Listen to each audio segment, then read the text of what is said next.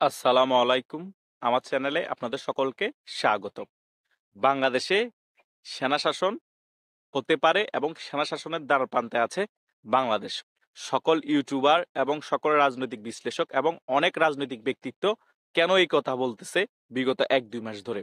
নিশ্চয়ই কোনো কারণ আছে। হয়তোবা সেনাপ্রধানের বক্তব্য দেখে বলতেছে, হয়তোবা বাংলাদেশের পরিস্থিতি দেখে বলতেছে, হয়তোবা বাংলাদেশের সার্বিক কাঠামো দেখেই বলতেছে। আর না হয় ডক্টর ইউনূস সরকার এই দেশটা পরিচালনা করতে পারতেছে না, সেজন্য বলতেছে। বহু কারণ রয়েছে এই কথা বলার। কিন্তু মেইন রিজন গুলো কি? কোন কারণগুলো সেনা শাসনের দ্বারপ্রান্তে নিয়ে এসেছে আমাদের বাংলাদেশকে? তার মধ্যে মেইন কারণ হচ্ছে দেশের আইন শৃঙ্খলার অবনতি এবং দেশের সাধারণ জনগণ নিরাপদ বোধ করতেছে না তার নিজের দেশে চলাফেরা করার জন্য। এ সকল বিষয় কিন্তু আর্মির উপর বর্তায়। কেন? আর্মি ম্যাজিস্ট্রেসি ক্ষমতায় আছে।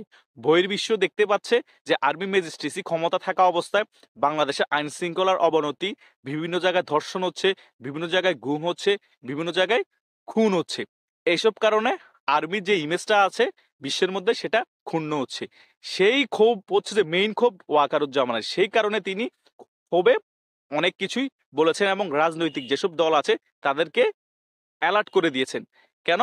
তাদেরকে যদি এলার্ট না করে, তারা যদি মেইন জিনিসে ফোকাস না দেয়, তাহলে দেশের মধ্যে এগুলা বাড়তে থাকবে। কারণ রাজনীতিকবিদরা নিজেদের কোন্দলের কারণে তারা নিজেরা মারামারিতে বিজি আছে।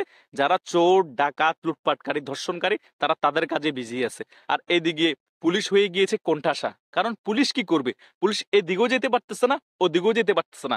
আবার ওদিক দিয়ে পুলিশকে ফোর্স করা হচ্ছে শুধু আওয়ামী লীগকে অ্যারেস্ট করো। এখন আওয়ামী লীগকে অ্যারেস্ট করবে নাকি পুলিশ যারা ধর্ষণকারী তাদেরকে অ্যারেস্ট করবে, নাকি বিএনপি যেদিক দিয়ে লুটপাট করতেছে, চাঁদাবাজি করতেছে তাদেরকে অ্যারেস্ট করবে, নাকি জামাত ইসলামী বিভিন্ন রকমের প্রশাসনিকভাবে প্রভাব বিস্তার করতেছে সেটা হ্যান্ডেলিং করবে পুলিশ।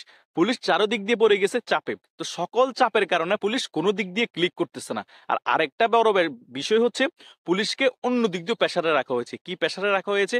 পুলিশকে বলা হয়েছে যে তোমরা যদি আওয়ামী লীগকে না ধরো, আওয়ামী লীগের যেসব আসামি আছে এবং আওয়ামী লীগ যারা কর্মী তাদেরকে না ধরো, তোমাদেরকে বরখাস্ত করে দেয়া হবে। এখন পুলিশ কোথা থেকে টোকায় ধরে আওয়ামী লীগকে পাবে?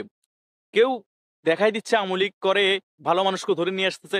আবার অন্যদিকে পুলিশের অনেক এসপিডিসি সকলকে বরখাস্ত করে দিয়ে দেওয়া হয়েছে। এখন অনেক এসপিডিসি ওসিও ভয়ে থাকে আমাদেরকে কি বরখাস্ত করে দিবে নাকি আওয়ামী লীগের দোসর বলে। তো পুলিশ চারদিকেই বেকায়দায় পড়ে গিয়েছে। সে কারণে আইন প্রশাসন যে প্রশাসনিক ব্যবস্থা আছে সকল কাঠামো ভেঙে গিয়েছে। এই সকল সার্বিক বিষয় চিন্তা করে ওয়াকারুজ্জামান বলেছে পরিস্থিতি যদি আরো খারাপ হয়ে যায়, আমি যদি কঠোর পদক্ষেপ নিই, তখন আমাকে আর দোষ দিবেন না। বাংলাদেশ সার্বভৌমত্বের হুমকিতে আছে। আরো অনেক বিশ্বতাগার অনেক কথা বলেছে। এগুলো হচ্ছে মেইন থিম। এগুলোর কারণেই ওয়াকারুজ্জামান প্যাড়া বইয়ে আছে।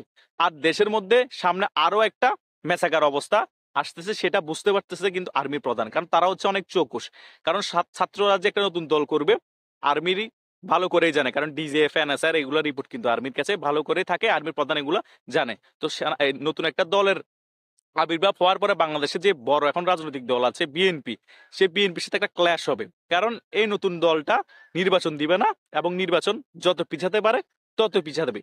কারণ যখন এই নতুন দল একদম পুরোপুরি স্টাবলিশ হয়ে যাবে বাংলাদেশে এবং বুঝতে পারবে যে আমরা ৩০০ আসনে প্রার্থী দিতে পারবো এবং ৩০০ আসনের মধ্যে মোটামুটি ১৫০টা আসন আমরা আমাদের জোট জিতে আসতে পারবে, তখনই তারা নির্বাচন দিবে। আর এতটুকু পর্যন্ত বিএনপি অপেক্ষা করবে না। তাহলে কি হবে?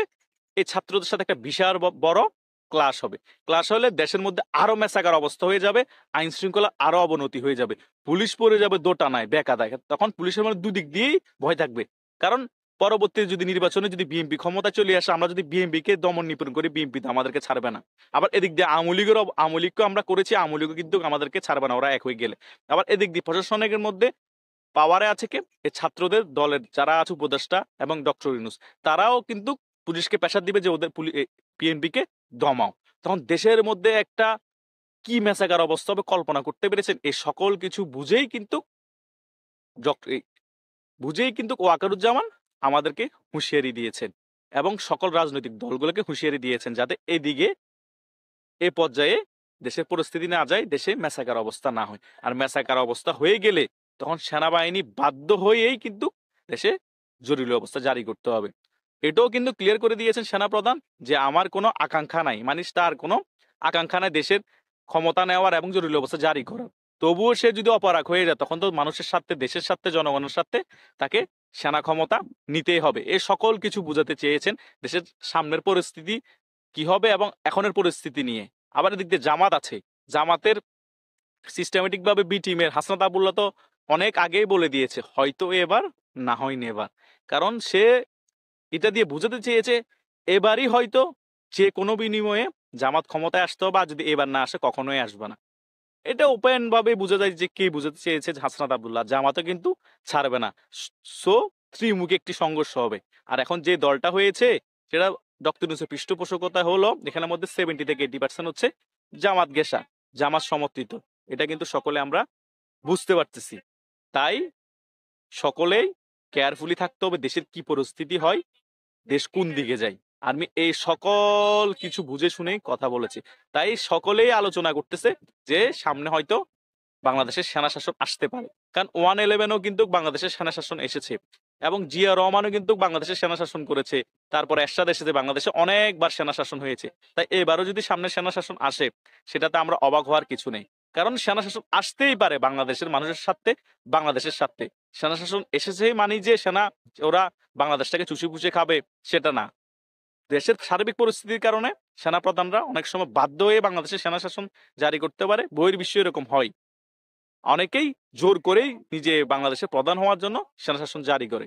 ২ রকম মোটিভ থাকে। এখন ওয়াকারুজ্জামানের মোটিভ দেখে মনে হচ্ছে দেশের মানুষের স্বার্থে হয়তো দেশের অবস্থা খারাপ হয়ে গেলে তিনি সেনা শাসন জারি করবে। কিন্তু বিশ্বের মধ্যে এখন সেনা শাসন ঐরকম জনপ্রিয় না।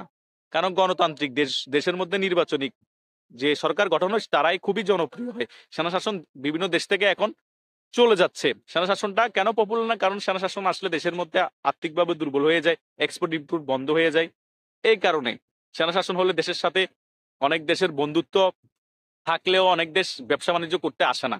তাই সেনা শাসনটা এখন বিশ্বের মধ্যে খুবই জনপ্রিয়তার মধ্যে নেই, কম জনপ্রিয়তা অর্জন করেছে এখন পৃথিবীর মধ্যে সেনা শাসন। ওয়াকারুজ্জামান সে সকল বিষয় চিন্তা করেও 5ই আগস্টের পরে যে বাংলাদেশ জরুরি অবস্থা জারি করার খুব সুযোগ ছিল সেটা কিন্তু তিনি কাজে লাগান নাই। কিন্তু সেনা শাসন জারি করতে পারত, কিন্তু সেনা শাসন জারি করার নাই। তাই বুঝাই যায় যে ওয়াকারুজ্জামানের সেনা শাসন বাংলাদেশে জারি করার খুব ইচ্ছা নাই, কোনো আকাঙ্ক্ষা নাই। কিন্তু দেশের দেশের জনগণের কারণে, দেশের সার্বভৌমত্ব রক্ষার কারণে তিনি হয়তো বাধ্য হতে পারে বাংলাদেশের মধ্যে সেনা শাসন জারি করতে। সেই কারণে সকল ইউটিউবার, সকল রাজনৈতিকবিদ এবং সকল রাজনৈতিক বিশ্লেষক যারা আছে তারা প্রায়ই এই বিষয়ে আলোচনা করে বাংলাদেশ সেনা শাসনের দ্বারপ্রান্তে এবং বাংলাদেশে জরুরি অবস্থা জারি হতে পারে। ধন্যবাদ সকলকে।